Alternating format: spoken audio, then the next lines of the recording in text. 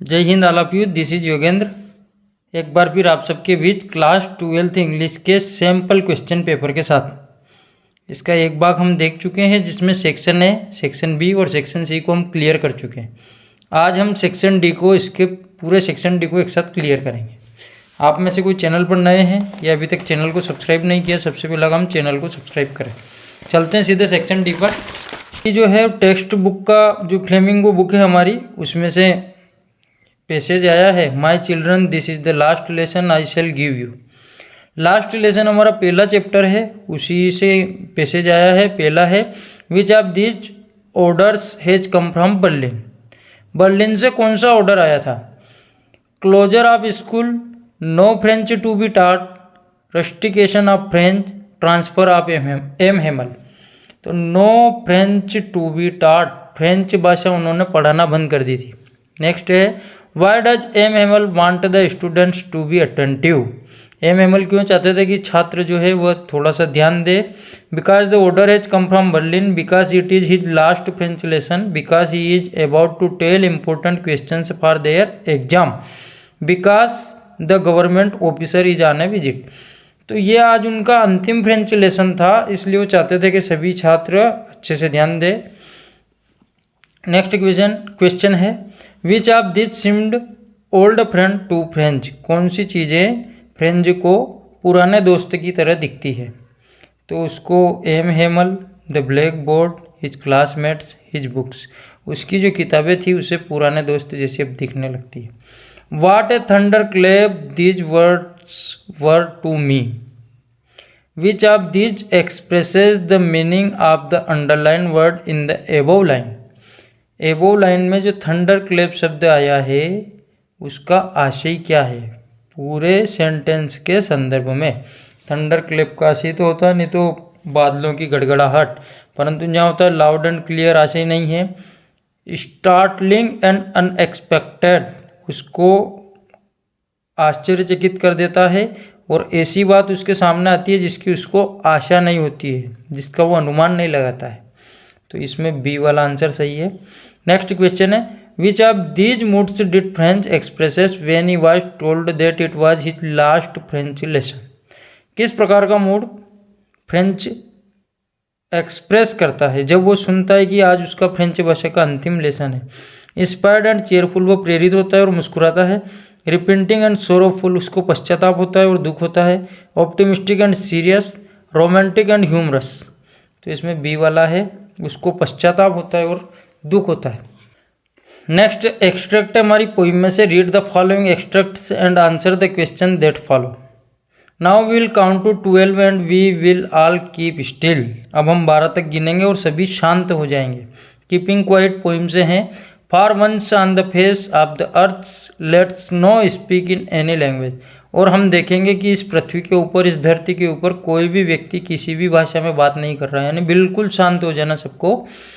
Let's stop for 1 second, 1 second के लिए। And not move our arm so much, और शरीर की जो हमारी एक्टिविटी है उसको भी हमें रोक देना है, हम हाथों से भी हलचल नहीं होना चाहिए। Who is the poet of keeping quiet. Keeping quiet का लेखक कौन है? तो आंसर है पेब्लो नेरुदा। नेक्स्ट क्वेश्चन है, what does the poet want others to do. कवि क्या चाहता है दूसरों से करवाने के लिए? To keep quiet and introspect, to make noise and find fault, to spread wars all around, none of this. Answer हो जाएगा to keep quiet and introspect. Why should we keep quiet according to the poet. हमें कवि के अनुसार शांत क्यों रहना चाहिए? For attaining peace, for maintaining brotherhood, for silence, all of this. हमको शांति भी अर्जित करना है, भाईचारा भी बनाना है और शांति भी, चारों शांति भी व्याप्त करना है। तो ऑल ऑफ दीज इसका आंसर सही हो जाएगा। एक्सट्रैक्ट नंबर 4 है, the injured man was an American. Chapter 4 से आया है, द एनिमी से। Who was the injured man. Injured man कौन था? तो वो अमेरिकन था, अमेरिकन नेवी का एक सैनिक था। How did the main get injured. वह व्यक्ति कैसे इंजर्ड हुआ था? तो उसको गोली लगी हुई थी पीठ पर। हु वाज सदाओ कौन था? सदाओ एक डॉक्टर था, जापानीज डॉक्टर था। The face of the injured man indicated, जो घायल व्यक्ति था उसका चेहरा किस ओर इशारा कर रहा था। तो हम पैसेज पढ़ेंगे तो उसमें आया है कि उसको बहुत ज़्यादा टॉर्चर किया गया था। क्वेश्चन नंबर 10, 11, 12 और 13 को हम डायरेक्ट बोर्ड पर देखेंगे। क्वेश्चन नंबर 14 को देख लेते हैं पहले। क्वेश्चन नंबर 14 में क्वेश्चन है explain the central idea of the poem a thing of beauty. A thing of beauty जो है उसके सेंट्रल आइडिया को एक्सप्लेन करो। आंसर लिखा है हमने। The poet loves nature and describes its beautiful objects and their blessing for man and other creatures. कवि जो है वो प्रकृति से प्यार करता है और उसके सुंदर ऑब्जेक्ट्स को, प्रकृति की जो सुंदर कृतियाँ हैं प्रकृति के अंदर, एंड देयर ब्लेसिंग, और उनसे लोगों को क्या क्या अच्छे अच्छे फायदे हैं, क्या क्या ब्लेस है, for man and other creatures, उनकी ओर कवि उनका वर्णन करता है। ही सेज दैट, वह कहता है, our earth is an infinite source of the beautiful things of nature, कि हमारी जो धरती है, जो पृथ्वी है, उसमें अनंत स्रोत हैं सुंदर चीज़ों के लिए। In the lap of nature, प्रकृति की गोद में, वी फॉरगेट आवर सोरो, हम हमारे दुखों को भूल जाते हैं, एंड सफरिंग्स, पीड़ाओं को भूल जाते हैं। We strive to bind ourselves to the bounties of nature, और हम स्वयं को इस प्रकृति की सुंदरता से, सीमाओं से बांधने का प्रयास करते हैं। इट मोटिवेट्स आवर लाइफ, ये सुंदर चीज़ें हमारे जीवन को प्रेरित करती है। एंड एबल टू ओवरकम, और हमें योग्य बनाती है बाहर आने में, अस फ्रॉम इल्स, बीमारियों से, एंड निगेटिविटी, और नकारात्मकताएं जो हमारे जीवन में, उनसे बाहर आने के लिए। क्वेश्चन नंबर 15 है, 15 का second, right a character sketch of doctor सदाव। Doctor सदाव का कैरेक्टर स्केच हमको खींचना, यानी कि उसका चरित्र चित्रण करना है, किस प्रकार का वे व्यक्ति है। Doctor सदाव is not only a good doctor, doctor सदाव न केवल एक अच्छा डॉक्टर है, but also a true human being, बल्कि वह एक अच्छा मानव भी है। He has good knowledge of medicine and surgery, उसको बहुत अच्छा दवाइयों का और सर्जरी का बहुत अच्छा ज्ञान है। He also remembers that he has been trained to save lives against all odds, और वह हमेशा याद रखता है that he has been trained, कि उसको ट्रेन किया गया टू सेव लाइव्स, जीवन बचाने के लिए, अगेंस्ट ऑल ऑड्स, यानी कि जीवन में विषम परिस्थितियां भी उसके सामने आती है तो भी उसे ये बात हमेशा याद रहती है कि उसे लोगों का जीवन बचाने के लिए ट्रेन किया गया है। As a good human being his heart is full of sympathy, और एक अच्छा मनुष्य को होने के नाते उसका जो हृदय है वह दया से भरा हुआ है, फॉर ऑल, प्रत्येक व्यक्ति के लिए। Saving lives is his religion, लोगों का जीवन बचाना ही उसका धर्म है। That is why he saves the life of a soldier who belongs to his enemy country, यही वो कारण है जिससे वह एक सैनिक का जीवन बचाता है, और वह सैनिक उसके शत्रु देश का सैनिक होता है। He is also a loving husband and obedient son, वह एक अच्छा स्नेह करने वाला, स्नेह रखने वाला पति है और एक आज्ञाकारी पुत्र भी है। शेष क्वेश्चन को हम बोर्ड पर देख लेते हैं।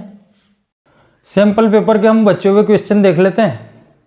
सैंपल पेपर एमपी बोर्ड ने 2024 का जारी किया है, जिसके कुछ 2 क्वेश्चन हम पहले देख चुके हैं, शेष क्वेश्चन अब देख लेते हैं। क्वेश्चन नंबर 10 से 10 का जो एक क्वेश्चन दिया है, सैंपल पेपर आपके सभी के पास होगा। पहला क्वेश्चन दिया उसमें, how did French feeling about M Hamel and school change. French came to know, जब फ्रेंच ये जानता है, जब उसको ये पता चलता है, that it was the last lesson in French, कि उसका जो आज का लेसन है फ्रेंच भाषा का वह अंतिम है। That M Hamel would give them, जो कि एम हेमल उनको पढ़ा रहे हैं। फ्रॉम द नेक्स्ट डे, अगले दिन से, they will be taught only, उनको केवल पढ़ाया जाएगा जर्मन भाषा। ही फेल्ट सॉरी, उसे खेद है, फॉर नॉट लर्निंग, कि वह नहीं सीख पाया है, हिज लेसन्स प्रॉपरली, उसके जो जर्मन भाषा के लेसन है उनको वह अच्छे ढंग से नहीं सीख पाया है, इस बात का उसे खेद है, और इस बात का उसको दुख है कि एम हेमल जो उनको पढ़ा रहे हैं चैप्टर फ्रेंच भाषा का, वह उनका अंतिम चैप्टर है। His books while seemed nuisance, उसकी किताबें जो उसको नॉइसेंस लगती थी, बिल्कुल बेहुदा लगती थी। एंड ए बर्डन अर्लियर वर और जिनका उसे भार लगता था पहले वर नाउ ओल्ड फ्रेंड, अब वो उसके पुराने दोस्त जैसी उसको लगने लगी है।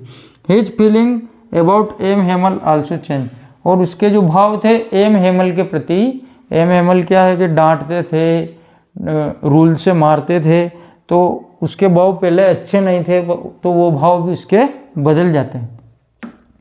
नेक्स्ट क्वेश्चन है, in the lesson the lost spring who is Mukesh. Lost spring हमारा चैप्टर नंबर 2 है, उसके अंदर जो मुकेश आया है वो मुकेश कौन है, व्हाट इज हिज ड्रीम, और उसका सपना क्या है। आंसर है मुकेश लिव्स इन फिरोजाबाद, मुकेश जो है वो फिरोजाबाद में रहता है। हिज फैमिली इन फिरोजाबाद, और उसका परिवार जो था फिरोजाबाद का। इज इंगेज्ड, वह इंगेज था इन मेकिंग बेंगल्स, यानी कि उसके परिवार का काम चूड़ी बनाने का था, और मुकेश जो था फिरोजाबाद में रहता था। Mukesh does not like his families profession, और मुकेश अपने परिवार का जो फैमिली प्रोफेशन था चूड़ी बनाने का, उसको पसंद नहीं करता था। So he wants to be his own master, इसलिए वो अपना स्वयं का मालिक बनना चाहता था, अपना स्वयं का कोई काम शुरू करना चाहता था। He wants to become a motor mechanic, वह एक मोटर मैकेनिक बनना चाहता था इन हिज लाइफ, अपने जीवन में। 10वें का सी है, why why Douglas determined to get over his fear of water. Douglas ये क्यों निश्चय करता है कि जो पानी का भय उसके अंदर था, फियर ऑफ वाटर, उससे बाहर आने का, गेट ओवर है ना, बाहर आने का, उससे मुक्ति पाने का निश्चय क्यों करता है, 2022 में पूछा गया है और इम्पोर्टेंट आया है हमारे। Douglas was determined to get over his fear of water, Douglas निश्चय करता है पानी के भय से बाहर आने का, बिकॉज क्योंकि it ruined his fishing trips, क्योंकि यह उसके जो मछली पकड़ने के ट्रिप थे वो पानी में होते हैं, तो उसको बेकार कर रहा था। एंड डिप्राइव्ड, डिप्राइव्ड का मतलब होता है वंचित रखना। Him of the Joy of boating and swimming, और उसे नाव चलाने का और तैरने का जो आनंद होता है, उस आनंद से भी यह डर वंचित रख रहा था, इसलिए वो पानी के डर से बाहर आने का निश्चय करता है। नेक्स्ट क्वेश्चन है, from where did the peddler get the idea of the word being a rat trap.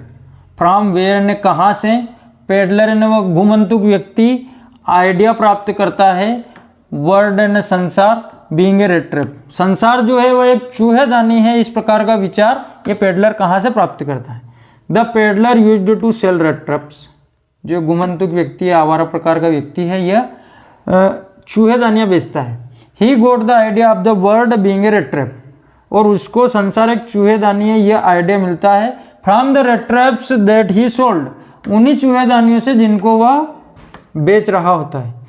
He equates worldly attraction, और वो बराबर मानता है संसार के आकर्षणों को, to baits such as cheese and pork that we put to trap rats, जिस प्रकार से पिंजरे में हम पनीर रखते हैं, मांस का टुकड़ा रखते हैं चूहे को फंसाने के लिए, उसी प्रकार से संसार के जो आकर्षण है उनको वह मनुष्य के लिए एक जाल मानता है। नेक्स्ट क्वेश्चन है, why did the servants think Gandhi to be another peasant. Servants ने जो नौकर थे वह क्यों समझते हैं कि गांधी एक दूसरा किसान है, गांधी जी को किसान क्यों समझते हैं नौकर। तो Shukla led to Gandhi ji to Rajendra Prasad सा हाउस, शुक्ला, राजकुमार शुक्ला जो है वह लेकर के जाता है गांधी जी को किसके घर पर, राजेंद्र प्रसाद के घर पर। Rajendra Prasad was out of town, और राजेंद्र प्रसाद उस समय अपने शहर से बाहर थे।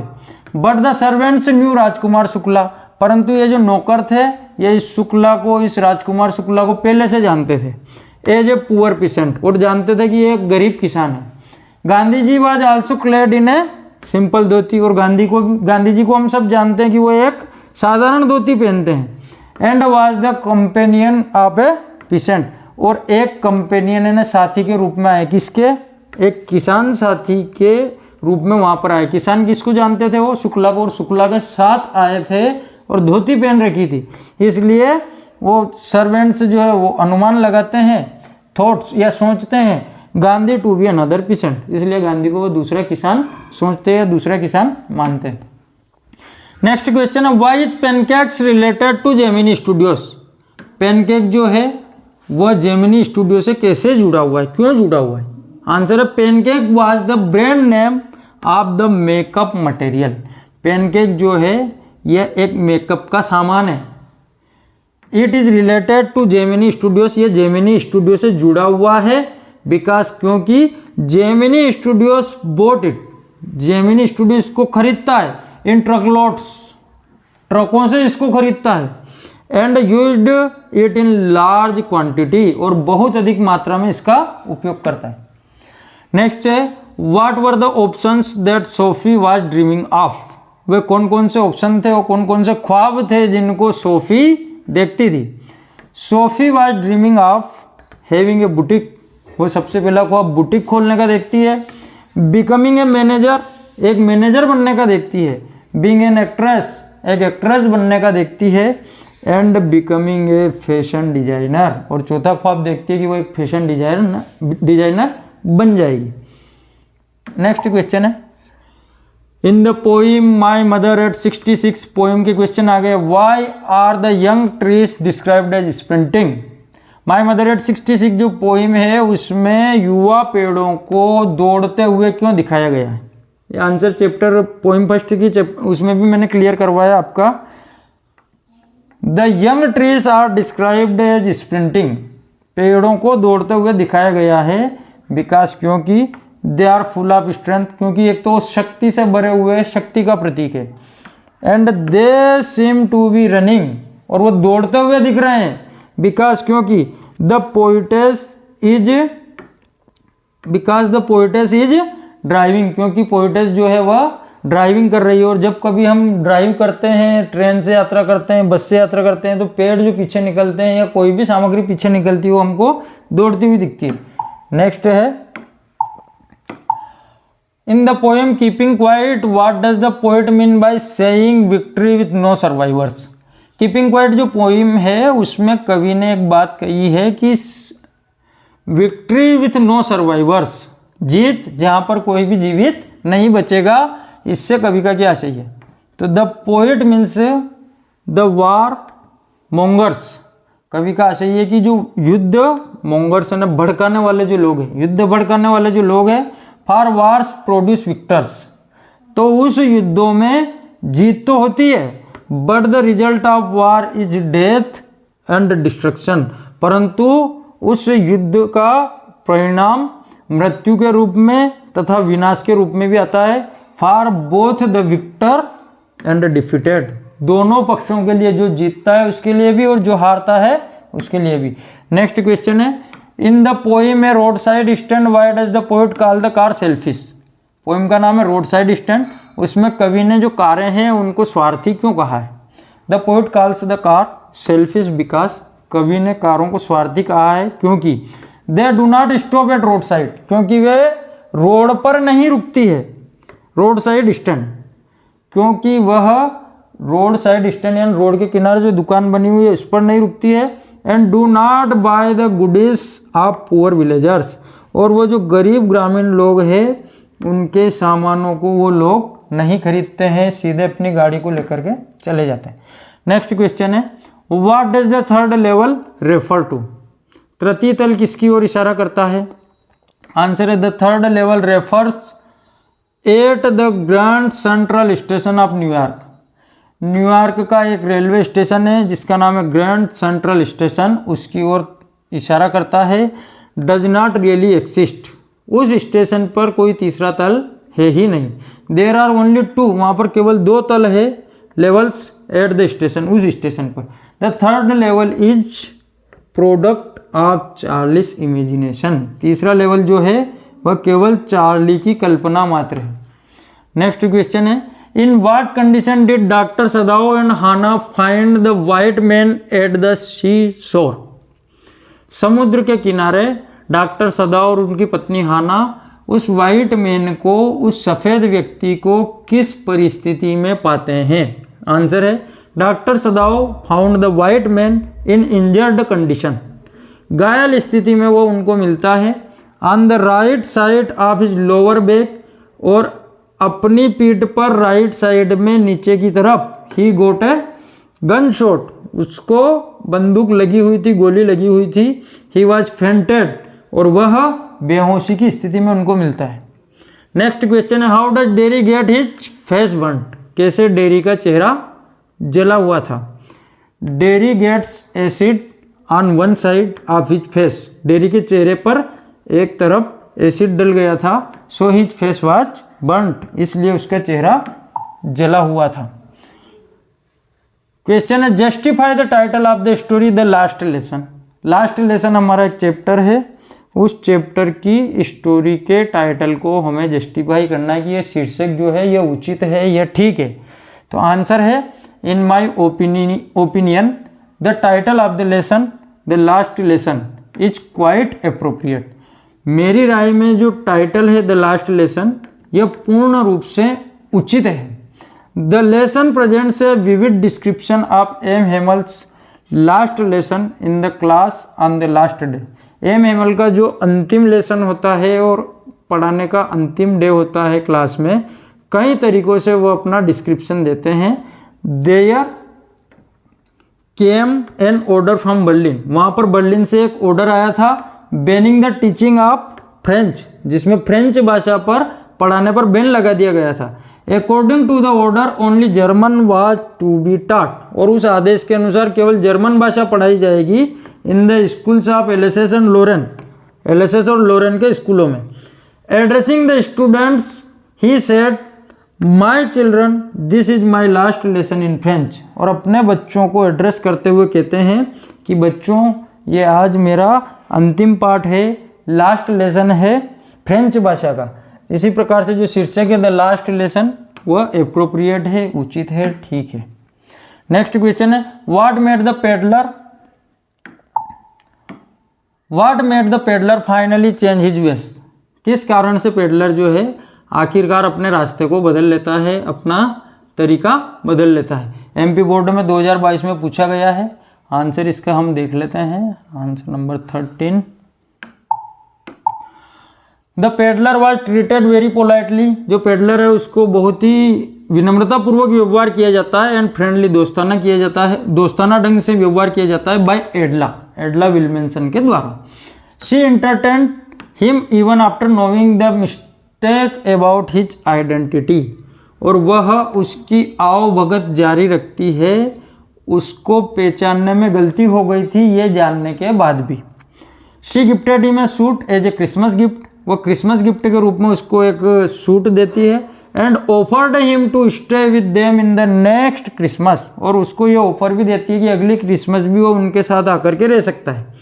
When the peddler received the honour and respect, और जब पेडलर को, उस आवारा व्यक्ति को, उस गुमंतुक व्यक्ति को एक सम्मान मिलता है विदाउट एनी सेल्फिशनेस, बिना किसी स्वार्थ के भी उसको यदि एक महिला सम्मान देती है, गुडनेस अराउज्ड इन हिम, तो उसके अंदर भी अच्छे भाव जागृत हो जाते हैं। And finally he changed his वेस, और आखिरकार वो अपने रास्ते को बदल लेता है।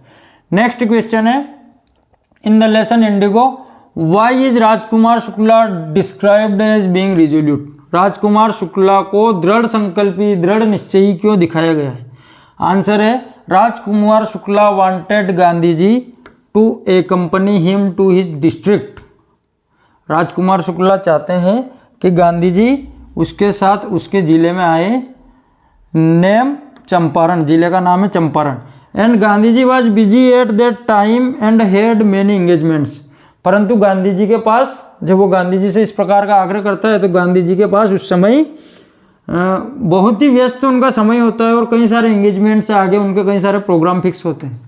But Shukla never left Gandhi ji side, परंतु शुक्ला कभी भी गांधी जी जहाँ जहाँ जाते हैं उनके पीछे पीछे वो चला जाता है, यानी कि गांधी जी के पीछे वो लग जाता है वहीं से। He went wherever Gandhi ji went, वो वहाँ चला जाता है जहाँ जहाँ गांधी जी जाते हैं। Ultimately Gandhi ji spread time to go with him, आखिरकार गांधी जी जो है स्पेयर्ड टाइम, खाली समय निकालते हैं उसके साथ जाने के लिए। This situation show that he was very resolute, और यह परिस्थिति दिखाती है कि गांधी जी के मना करने के बाद भी वो उनके पीछे लगा रहता है और आखिरकार उनसे स्पेयर टाइम निकल लेता है अपने ज़िले में लाने के लिए, चंपारण में लाने के लिए। तो ये परिस्थिति दिखाती है कि राजकुमार शुक्ला जो था वो बहुत ही रिजोल्यूट था, बहुत ही दृढ़ संकल्पी था, बहुत ही इच्छा शक्ति का बहुत ही मजबूत व्यक्ति था। आशा करता हूँ आज का वीडियो पसंद आया होगा। वीडियो पसंद आया तो लाइक करें, शेयर करें। धन्यवाद। जय हिंद। फिर मिलते हैं एक नए वीडियो के साथ।